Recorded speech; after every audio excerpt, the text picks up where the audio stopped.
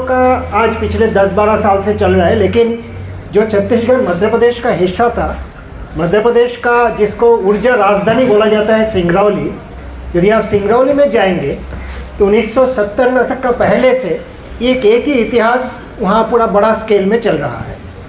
मैंने पहले बांध के बाद कोयला खदान, कोल माइंस, और कोल माइंस के आधार पर पावर प्लांट, बिजली घर, एनटीपीसी से शुरू करके एसआर, रिलायंस।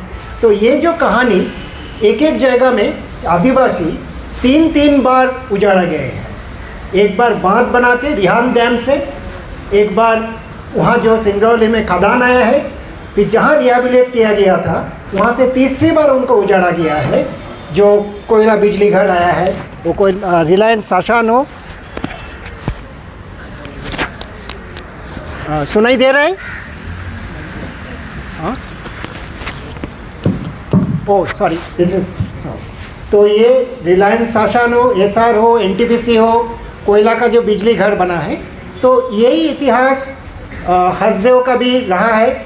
मेरा जुड़ाव छत्तीसगढ़ बचाओ आंदोलन से करीब, और छत्तीसगढ़ का ऊर्जा, क्लाइमेट जस्टिस, एनर्जी जस्टिस, इस तरह का मुद्दा से बाकी देश में अलग अलग जगह के साथ करीब 2011-12 से है। वहाँ काफ़ी बार विज़िट किया, अलग अलग ग्रुपों के साथ अलग अलग चीज़ों में चर्चा हुआ, प्लानिंग हुआ, जैसे मध्य प्रदेश में भी हुआ। हसदेव के बारे में कुछ छोटा 2-3 बात मैंने हाईलाइट करने चाहूँगा, और जो लोगों ने ऐसे बताया जो हसदेव का लड़ाई हमारा भी लड़ाई है। जो यहाँ यंग लोग बैठे हैं और बाकी जो नॉट सो यंग जो हम लोग हैं, हम लोगों का भी लड़ाई है, लेकिन हमसे ज़्यादा जो यूथ है, जो आने वाले दिनों में जिनको हाथ में इस पूरी धरती को एटलीस्ट कम से कम अपना रीजन को चलाने का जिम्मा रहेगा। हसदेव का पूरा क्षेत्र, जो कोयला का जो क्षेत्र है, वो करीब 1,70,000 हेक्टेयर है, और उसमें 23 कोल ब्लॉक है, जिसमें टोटल जो कोयला है एस्टिमेटेड, जो अनुमान लगाया गया है जो एक साइंटिफिक ढंग से, वो है लगभग 1.4 बिलियन टन, मतलब 140 करोड़ टन।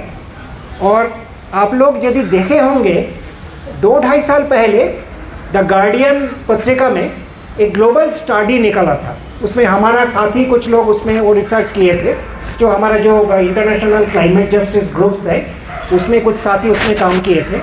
तो पूरी दुनिया में जो 493 जिसको हम कार्बन बॉम्ब बोलते हैं, मतलब ऐसे प्रोजेक्ट जो सिर्फ एक प्रोजेक्ट से 100 करोड़ टन से ज़्यादा कार्बन डाइऑक्साइड उत्सर्जन का पोटेंशियल है। तो हसदेव का जो कोल फील्ड है वो उससे काफ़ी बड़ा है। मतलब दुनिया में जो कुछ चुनिंदा कार्बन बॉम्ब को आइडेंटिफाई किया गया है, Hasdeo is one of that carbon bomb.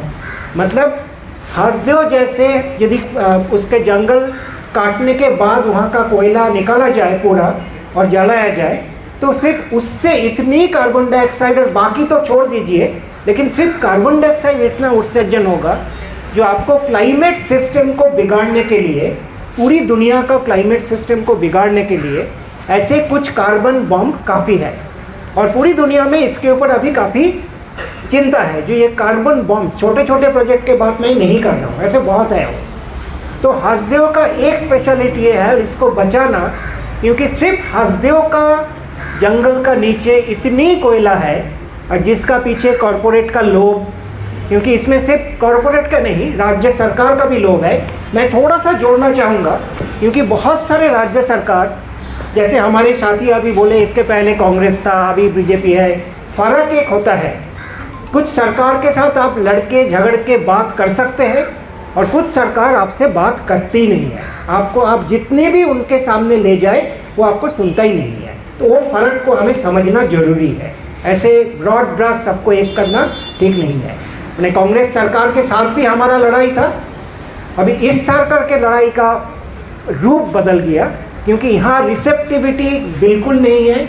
आप एकदम pop policy level NITI Aayog में जाइए, जब 2017 में देश का ऊर्जा नीति का ड्राफ्ट लाए थे, हम लोग उसके ऊपर क्रिटिक बना के, उसके ऊपर चर्चा करके उनको सबमिट किया, बात किया, लेकिन that went into A black hole.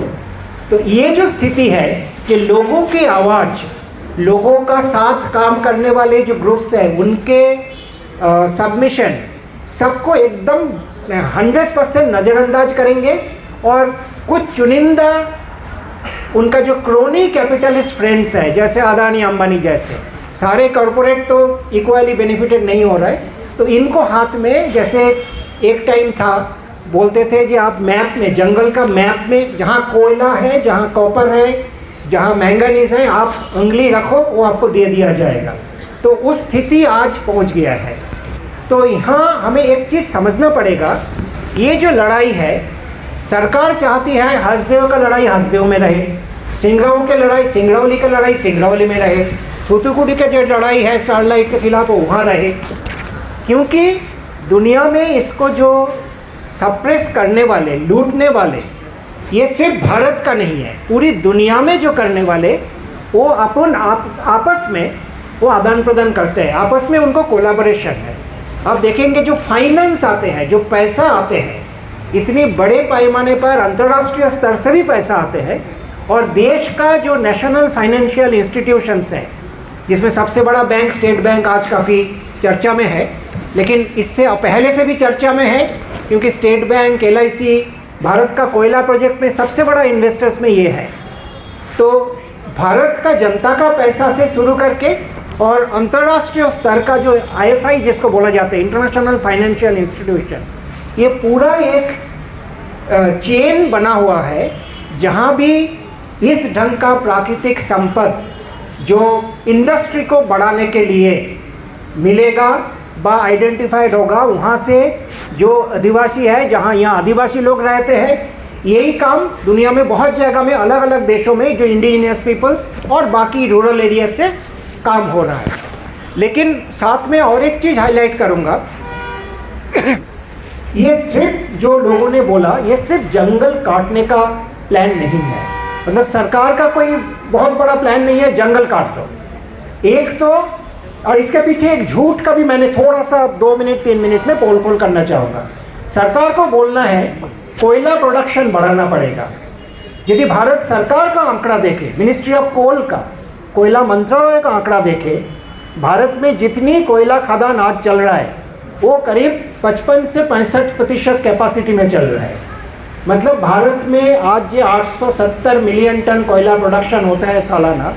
यदि जो एग्जिस्टिंग कोल माइंस को प्रॉपर्ली चलाया जाए, उसके मतलब कोल अच्छा है ऐसे नहीं है, लेकिन नया जगह में यदि जाके ना काट के एग्जिस्टिंग कोल माइंस को सही चलाया जाए, तो भारत में आज एक भी नया कोयला खदान का ज़रूरत नहीं है। और भारत सरकार बार बार झूठ तो बोले ही है, सिर्फ देश में नहीं बाहर में भी, जिन्होंने थोड़ा सा जिक्र किया ग्लासगो क्लाइमेट टॉक में 2 साल पहले भारत सरकार, और उसके पहले से भारत सरकार का स्टेटमेंट था भारत में नेट डिफॉरेस्टेशन रेट 0 है। तो हसदेव में कट नहीं रहे जंगल, बाकी जगह में सिंगरौली में जंगल कट नहीं रहे, नेट डिफॉरेस्टेशन रेट 0 है। ये एक बड़ा झूठ है, जिसको जिक्र इन्होंने किया वो थोड़ा सा करेक्ट नहीं है। भारत सरकार कभी भी इंटरनेशनल लेवल पे ना तो अपना एमिशन कम करने के लिए बोला है, ना अपना जंगल काटना कम करूँगा व जंगल बढ़ाऊँगा, इसका नेट बोला है। खाली पेरिस एग्रीमेंट के टाइम जो नेशनल डिटरमिन कंट्रीब्यूशन प्लान जो दिया था, उसमें उन्होंने बोला था 250 करोड़ से 300 crore ton additional carbon dioxide sequestration करेंगे 2016 से 30। उसके बाद उसको कोई जिक्र नहीं किया। ग्लासगो में जब ग्लोबल डिफॉरेस्टेशन प्लेज सब देश का सामने आया था, मतलब 2030 तक पूरी दुनिया में डिफॉरेस्टेशन को ख़त्म कर दिया जाएगा, कहीं जंगल नहीं काटेगा, भारत सरकार उसमें हस्ताक्षर नहीं किया, refuse to sign on that. जब जंगल का प्रोडक्ट लकड़ी काट के इंटरनेशनल ट्रेड का बात आया, भारत सरकार उसको जिक्र करके डिफॉरेस्टेशन प्लेज साइन नहीं किया। तो सरकार का तो दोहरा, अब कितना बोलेंगे, मल्टीपल रूप, एक जगह में एक चीज़ उन्होंने बोला है और कंटिन्यूसली झूठ बोलते हैं। ये सरकार का तो झूठ बोलना मेरे ख्याल में सीरियल लायर्स जिसको बोलते हैं ये हो चुका है। लेकिन हमें स्ट्रैटेजी के बारे में भी सोचना पड़ेगा। यदि हमें हसदेव जंगल जैसे, हसदेव अरन जंगल जैसे जंगल को बचाना है, जो सरकारी इंस्टीट्यूशन का हिसाब से भारत में, सेंट्रल इंडिया में, पूरे देश में नहीं है, सेंट्रल इंडिया में सबसे बड़ा कॉन्टिग्यूअस जो अनब्रोकन फॉरेस्ट है और हैबिटेट है, जो एलिफेंट कॉरिडोर भी है, अनब्रोकन हैबिटेट है, यदि बचाना है तो ये स्ट्रैटेजी सिर्फ हसदेव व छत्तीसगढ़ में बंद नहीं रहेगा। ये strategy across the border of states, जो राज्य है उसका बॉर्डर, और सॉलिडरिटी का रूप में ये और बड़ा स्तर पे जाना पड़ेगा। हर एक व्यक्ति, हर एक ग्रुप इसके लिए अपना रोल अदा कर सकते हैं। और ये लड़ाई फिर से बोल रहा हूँ, जो पर्टिकुलरली जो यंग पीपल है, यूथ है, हमारा जैसे थोड़ा सा ओल्डर पीपल का तो शायद देखते देखते गुजर जाएगा, जो क्लाइमेट सिस्टम कोलैप्स कर रहा है, लेकिन जो यंग पीपल है उनके सामने बहुत खतरनाक स्थिति आने वाले हैं। जो 1.5 डिग्री 2 डिग्री बात किया, आप यदि स्टडी देखेंगे इस दशक का अंत तक 1.5 डिग्री हम क्रॉस करेंगे। दिस आर गिवन, इसमें कोई संदेह नहीं है। This are anybody who understand climate science knows this. लेकिन यदि हमें इसको प्रिवेंट करना है, यदि एक हैबिटेबल अर्थ जहाँ रीजनेबल, और सिर्फ इससे क्लाइमेट मतलब कोई एब्स्ट्रैक्ट चीज़ नहीं है, आज किसानों के ऊपर इसका असर बहुत पड़ रहा है। भारत में पिछले साल 270 दिन हीट वेव डेज गया। जो मजदूर काम करते हैं, शहर में भी काम करते हैं, भारत में 6 करोड़ के ऊपर 6 से 7 करोड़ निर्माण मजदूर है, 3.5 से 4 करोड़ स्ट्रीट वेंडर्स है, 4 से 5 करोड़ पोर्टर्स, रिक्शा पुलर्स ऐसे हैं, और ये शहर में गर्मी में काम करते हैं। तो यदि इस ढंग का मैसिव हीटवेव जो हो रहा है, अर्बन फ्लडिंग बढ़ गया है, एग्रीकल्चर, खेती के ऊपर भयंकर असर पड़ रहा है, जो 2022 में हमें गेहूं का प्रोडक्शन कोलैप्स करने में देख चुका है। तो इसको यदि बचाना है, ये सबको समझना पड़ेगा। ये हसदेव अरंत बचाने का लड़ाई, सिंगरौली के जंगल बचाने का लड़ाई, सिक्किम हो, उत्तराखंड व हिमाचल, जहाँ एक के बाद एक बड़े बांध, जैसे दिल्ली को पानी देने के लिए हिमाचल में रेणुका बांध बनाने का प्लान और काम चल रहा है, जिसमें 13 लाख पेड़ डूब जाएगा। तो ये जो, और ये एक बांध की बात है, रेणुका डैम एक छोटा सा डैम है, ऐसे बहुत सारे बड़ा डैम, करीब 156 बड़ा डैम का काम सरकार पुश कर रही है। सारे काम शुरू नहीं है, लेकिन काम चल रहा है। तो ये जो लड़ाई है, हर जगह में लड़ाई चल रहा है। लोग अपना आजीविका बचाने के लिए, अपना ज़मीन बचाने के लिए, घर बचाने के लिए लड़ रहा है। लेकिन हमें समझना पड़ेगा, ये लड़ाई सिर्फ इनका घर, ज़मीन और आजीविका का लड़ाई नहीं है। ये लड़ाई हमारा अपना फ्यूचर को सिक्योर करना, हमारा बच्चे को, आज के दिन में यूथ को, आने वाले पीढ़ियों को एक रिजनेबल धरती में जीने का अधिकार बस संभावना रहेगा, तभी यदि इसको बड़े स्केल में हम बंद कर पाएंगे। और इसके लिए हमें, मैं फिर से इसको रिपीट कर रहा हूँ, इसलिए माफ़ी मांगता हूँ, इसके लिए स्ट्रैटेजी के ऊपर जोर हमें ज़्यादा देना पड़ेगा, ना कि हम सिर्फ अपना कहानी सिर्फ रिपीट करें। उसके आगे जाके कैसे हमें इसको रोकना पड़ेगा, इस सरकार का ज़माना में भी कैसे रोका जाए। ऐसे नहीं है, मैं डिटेल में नहीं जाऊंगा, ऐसे नहीं है, इस सरकार के सामने रोका नहीं जाएगा।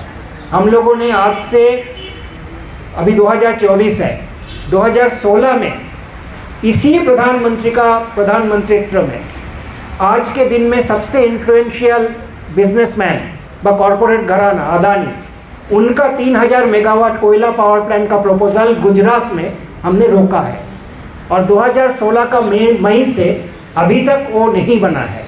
तो रोका जा सकते हैं यदि हम स्ट्रैटेजी ठीक बनाएं, यदि हम सॉलिडरिटी नेटवर्क को बड़ा करें, यदि हम अपना लिमिट से बाहर जाके ढूंढें कहाँ कौन समर्थन कर सकते हैं, कैसे कर सकते हैं, लिवरेजिंग पॉइंट कहाँ है, कहाँ कैसे। इस सरकार का लिवरेजिंग पॉइंट काफ़ी जगह में है, देश में भी है, बाहर में भी है। ये काफ़ी सेंसिटिव है, कुछ जगह में बदनामी का। तो इस ढंग का स्ट्रैटेजी भी लेने का, प्लान करने का और लेने का ज़रूरत है। और हसदेव का साथी को मैं बधाई देना चाहूँगा लास्ट। साथ साथ में जो यूथ फॉर हसदेव दिल्ली से है व शहर से है, ठीक है, लेकिन कम से कम इतनी ये समझ उनको आया है। लेकिन इन समझ के साथ आगे बढ़ के आप कैसे इस लड़ाई को स्ट्रेटेजाइज कर सकें, क्योंकि आपके सामने, हमारे सामने हम एक एडवांटेजेस पोजीशन में है कि कल आके आपको घर में जैसे आपको उठा के फेंक देंगे, वो बहुत आसान नहीं है। दिल्ली में करेंगे होता है, लेकिन दिल्ली में करेंगे तो हल्ला ज़्यादा होता है। हसदेव का कहीं जंगल, बस सिंगरौली में कहीं और जाके करेंगे तो हल्ला इतना ज़्यादा नहीं होता है, यहाँ का मीडिया पर लोगों को पता भी नहीं चलते हैं। तो वो रोल अदा करने के लिए क्या स्ट्रेटेजी बनाना पड़ेगा, कैसे काम करेंगे, क्या लिवरेजिंग पॉइंट यूज़ करेंगे, वो रोल आपको क्या होगा, हम लोगों को क्या होगा, इनके साथ इनके क्या इनपुट चाहिए और इनको कैसे जोड़ा जाएगा, ये सारे चीज़ को देख के तभी हमें अगला स्ट्रेटेजी करना पड़ेगा। और फिर से सबको बधाई देके मैं ख़त्म करता हूँ। जिंदाबाद।